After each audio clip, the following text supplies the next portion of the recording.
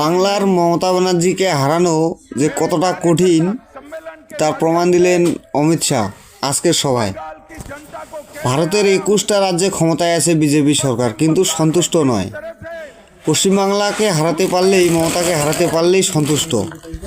তার কারণ আমি জানি না, আপনারা কমেন্টে অবশ্যই জানাবেন তার কারণটা কি। আর মমতা ব্যানার্জিকে হারানোর এত স্বপ্ন কিসের, একটু কমেন্ট করে জানাবেন।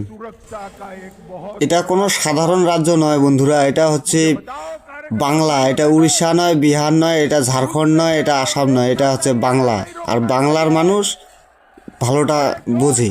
मुखर्जी की पार्टी देश में 21 राज्यों में सरकार बना चुकी है, मगर मैं आपको बताता हूं, मुझे 21 राज्यों से कोई संतोष नहीं है। पूरा देश भर का कार्यकर्ता और हमारे नेता नरेंद्र मोदी संतोष के साथ तभी मुस्कुराएंगे जब 22वां राज्य मेरा बंगाल हो जाएगा, तब।